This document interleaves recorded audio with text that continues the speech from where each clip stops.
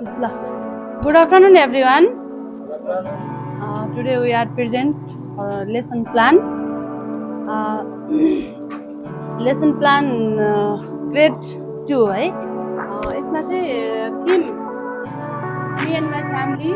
अनि language topic चाहिँ my body language skill listening speaking and time चाहिँ 15 minutes soft skill communication self management cooperation and impact vocabulary head ear eye nose mouth hand feet and etc other धेरै है language function talking about body parts and objectives are by the end of this lesson the student will be able to identify and name of body parts material board pictures यो चाहिँ यसैमा लेखेको छु ear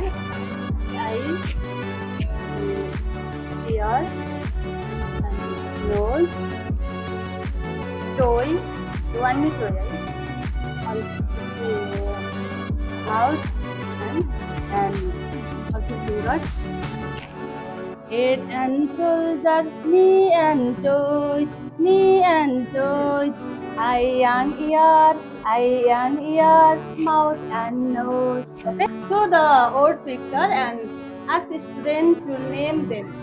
अनि पछि चाहिँ हामीले देखाउनको लागि एकछिन चाहिँ सोच्नुपर्छ हाम्रो ग्रुपको नाम रहेको छ salad model lesson plan daily lesson plan हो ग्रेड 1 को लेसन 103 103 र ग्रुप 2 मा शो देम द पिक्चर हामी किताबमा भएको यो पिक्चर देखाउँछौँ र क्लासमा जाँदाखेरि हामीले छुट्टै यो पिक्चर ठुलो कार्टुन बनाएर लगाउँला अहिलेलाई यो पिक्चर किताबमा देखाउँछौँ र त्यो देखाइसकेपछि point each picture and ask question in the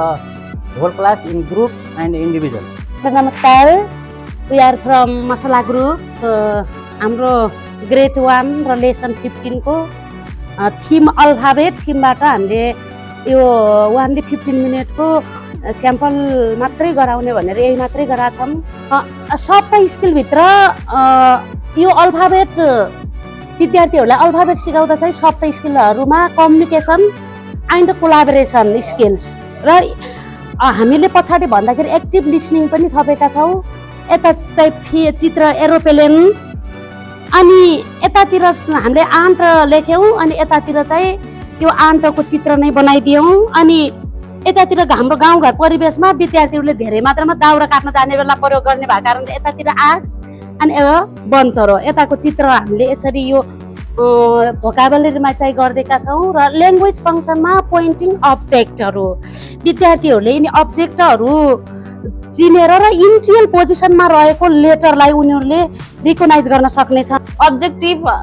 रहेको छ by the end of this lesson the student will be able to say the words father mother and sister orally and say the words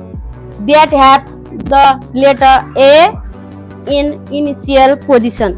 book ma huncha herna lagaउने यो second activities मा ask them what do you see in the picture त्यसैगरी try to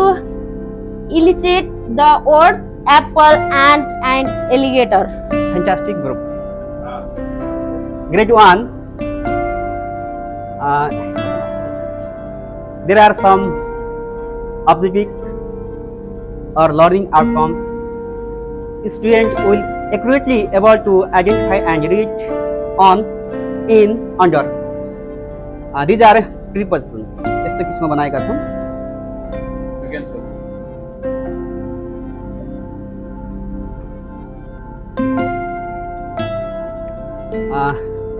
similarly shown teaching learning activities. First of all A look and read 5 minutes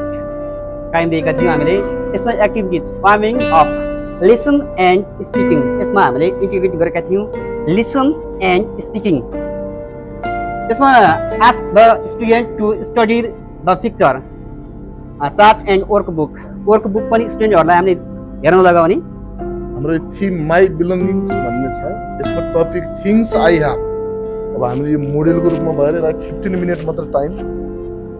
निर्धारण गरेका छौं यसमा यसमा हामीले यस मार्फत हामीले 4वटै ल्याङ्ग्वेज स्किलहरू छोटोमा चाहिँ विद्यार्थीलाई सिकाउने प्रयत्न गरेका छौँ। यसमा सफ्ट स्किल हाम्रो इन्फर्मेसन लिटरेसी भन्ने छ, हामीले वस्तुहरूको विषयमा इन्फर्मेसन दिने भन्ने छ।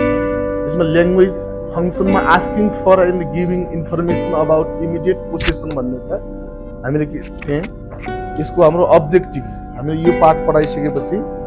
के गर्ने भन्नेमा छ। यसमा